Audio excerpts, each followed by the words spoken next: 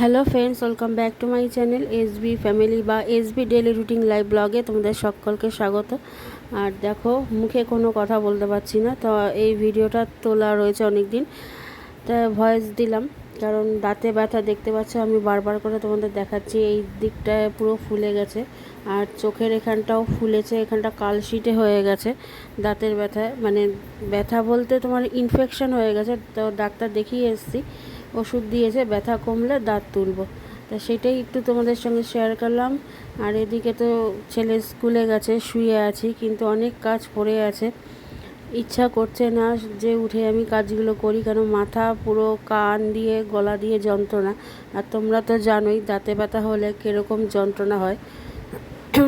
তো চলো, ওইটুকুনি যেটুকুনি পেরেছি ভিডিওটা তুলে রেখে তোমাদের সঙ্গে শেয়ার করছি।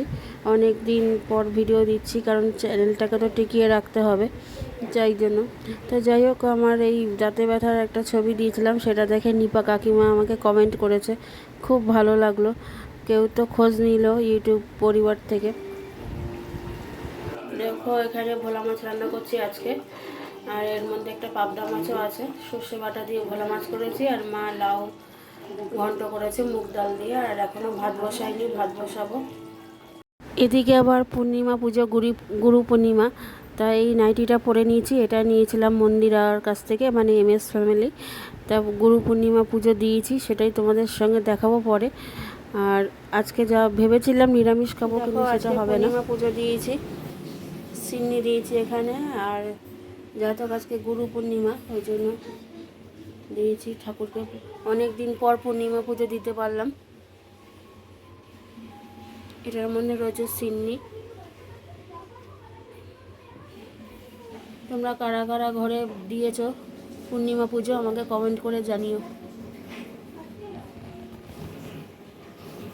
তো পুজো দেওয়া হয়ে গেছে, দাদা স্নান করতে গেছে, এবার প্রসাদগুলো নামাবো, নামিয়ে সবাইকে দিয়ে দেবো। আর আজকে তো রান্না দেখালাম কি রান্না করেছি। ভেবেছিলাম নিরামিষ খাবো, তা কিন্তু হবে না। আর এদিকে তো অঝোরে বৃষ্টি পড়ছে, সমস্ত জামা কাপড় ভেজা, কোথাও দেওয়ার জায়গা নেই। এখানে ঘরে কিছুটা মেলে দিচ্ছি, আর ফ্যানটা চালিয়ে দিয়েছি, মানে এখন চালানো নেই, ফ্যান চালিয়ে জামা কাপড় শোকাচ্ছি। তা চলো, অল্প অল্প করে ছোট করে ভিডিও করছি, জানি না কীরকম হবে। চলো দেখতে থাকো আমার ব্লগ।